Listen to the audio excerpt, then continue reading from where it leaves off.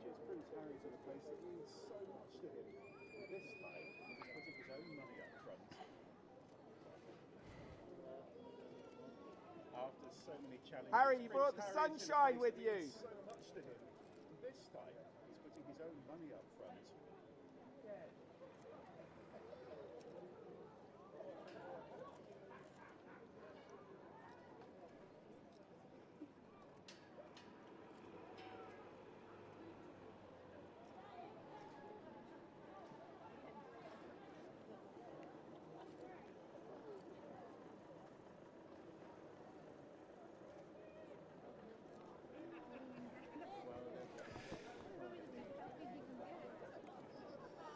Yeah, exactly, Tom. I think if you've been in a coma for the last 10 years and woke up today, you'd still think that Prince Harry was a working member of the royal family, so what he is doing today. And of course, you can see there your live pictures on your screens of him looking incredibly relaxed, just as he did yesterday with the Well Child Awards. And the Community Recording Studio is a grassroots organisation really close to his heart. This is certainly not the first time he has been here. Of course, he embraced a couple of the community volunteers just a few moments ago. He started with this organisation way back when he was still a working member of the royal family, around a decade ago, when he was still part of the Royal Foundation alongside his brother Prince William and Catherine, the Princess of Wales. Of course, since then they have split and Prince Harry is kind of going alone, and yet he still has a huge passion for these youth organisations which prevent youth violence here in Nottingham. It is the city that he first brought Meghan Markle when they were a newly engaged royal couple. All smiles. Family, welcome back to Royal Sussex Squad, your #1 spot for cutting through the noise and bringing you the real story behind the headlines about Prince Harry and Meghan Markle. Now, let me tell you, the British tabloids are at it again. They just can't resist spinning every single thing Harry does into a so-called problem. And this time, they're trying to make a tube strike into a scandal. Yes, you heard that right. Prince Harry, a man who has been working tirelessly for years to uplift communities, got stuck in London traffic on his way to a charity event, and suddenly it's headline news. Let's pause right there. Isn't it funny how the same tabloids that pretend to worship the monarchy are frothing at the mouth because Harry no longer has blue light police escorts to cut through traffic? These are the same people who screamed that Harry and Meghan should pay their own way, stop using taxpayer money, and live like ordinary people. Well, Harry is doing just that, driving himself like everybody else, waiting in traffic like everybody else, and still showing up for the people who need him most. But instead of applauding that, the press twists it into some kind of humiliation. The hypocrisy writes itself. Now let's talk about the heart of this story. Harry wasn't running late to some fancy dinner or private party. He was on his way to the Community Recording Studio in Nottingham, a grassroots organisation that has been helping vulnerable young people for years. Harry has supported this place for more than a decade. This isn't some photo op. This is a long-term commitment. He has shown up time and time again from 2013 all the way to today to stand alongside young people who are trying to make a better life for themselves. That's the Harry the media doesn't want to talk about. They'd rather focus on traffic jams and tube strikes than highlight his donation, his consistency, his humanity. And let's not overlook what he's doing here. Harry is making a substantial personal donation to BBC Children in Need to support grassroots projects helping young people affected by violence. On top of that, Children in Need is chipping in £300,000 to expand the effort. This is real money going directly to change lives, not just empty words. But of course the tabloids bury that detail under nonsense about how he no longer has the perks of royalty. Family, let's think about this carefully. If Harry still had those so-called perks, the same press would be screaming about taxpayer-funded security, taxpayer-funded police escorts, taxpayer-funded everything. But because he's now using his own resources, his own time, his own platform, they want to frame it as if he's somehow diminished. No, what Harry is showing us is that his power, his influence, his compassion, none of that depends on being a working royal. He's more effective outside of that cage than he ever was inside it. And notice something else. Every time Harry sets foot in the UK, the speculation machine cranks up. Will he meet the king? Will there be a reconciliation? Will he bend the knee? They are obsessed with palace gossip, while Harry is clearly focused on service. He didn't fly across the Atlantic to beg for crumbs of attention from the firm. He came to honour his grandmother privately at Windsor Castle, attend the Well-Child Awards to celebrate brave children and their families, and then roll up his sleeves to support communities in Nottingham.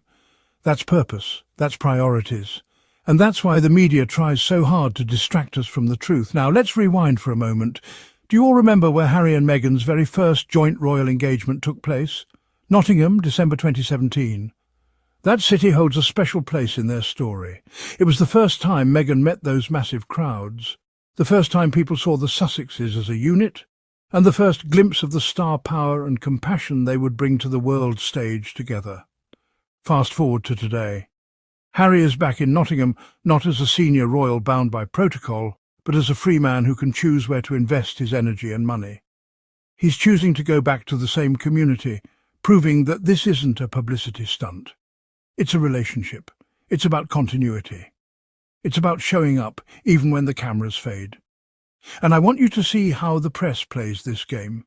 When Harry and Meghan were working royals, they attacked them for being too glamorous, too outspoken, and overshadowing the future king. When they left, they attacked them for walking away from duty. When Harry shows up for charity, they minimise it by focusing on tube strikes. It's the same tired playbook. They will twist every single narrative because they can't stand the fact that Harry and Meghan are thriving on their own terms. But here's the reality. People in Nottingham didn't care that Harry was 45 minutes late. Around 150 well-wishers gathered to welcome him with warmth and excitement.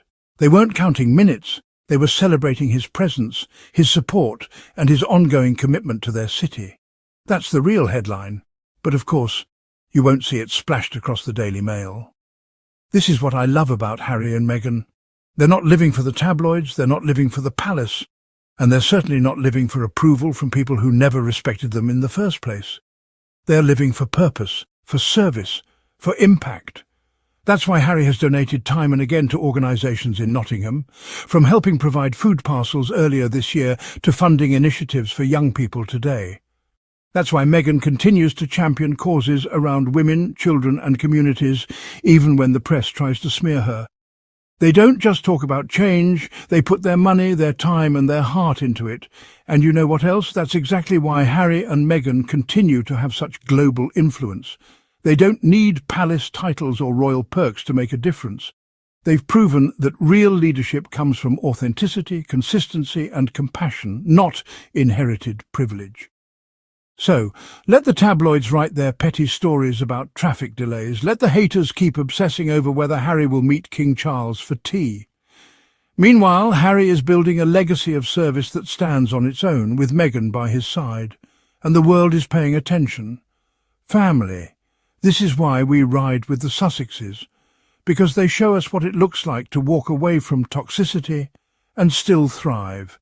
They show us that being stripped of so-called perks doesn't mean you're stripped of purpose. In fact, they are more impactful now than ever. And as always, I've got to say, don't let the smear campaign fool you. Every time you see a headline about Harry being late, ask yourself what they're trying to distract you from. Because the truth is, while they're busy writing gossip, Harry is busy changing lives. Prince Harry, delayed by London tube strikes as royal perks no longer apply as a non-working royal, Harry no longer has the benefits that once came with official duties. Prince Harry arrived 45 minutes late to a charity engagement in Nottingham after getting stuck in traffic caused by a tube strike. The Duke of Sussex travelled from London on Tuesday morning to visit the community recording studio, CRS, an organisation he has supported for more than a decade. His aides admitted the delay was due to heavy congestion on the capital's roads. As a non-working royal, Harry no longer has the benefits that once came with official duties, including blue light police escorts that would previously have sped him through traffic. His return to the UK after 5 months has fueled speculation about whether he will see the King, whom he has not met in person since February 2024. Charles has spent the past month at Balmoral, but is due back in London this week, raising the possibility of a meeting.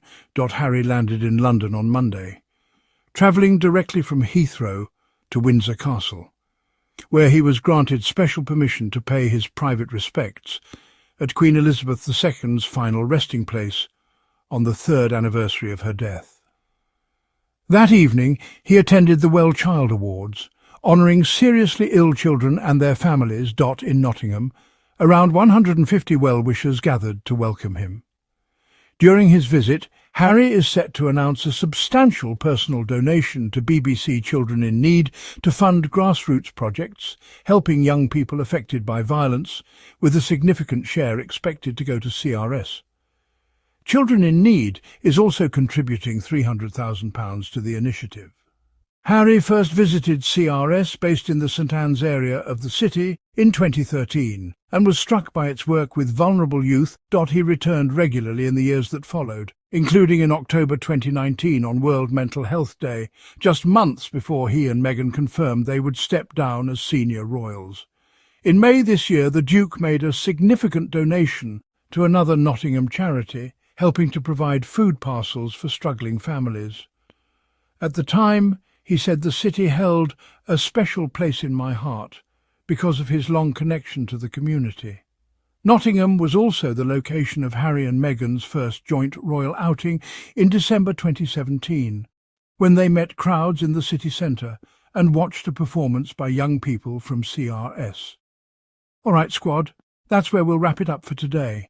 If you enjoyed this breakdown, don't forget to hit that subscribe button and join the family here at Royal Sussex Squad. Drop a comment, let me know your thoughts about Harry's commitment to Nottingham, and, of course, if you'd like to support the channel, you can always hit that super thanks button right below.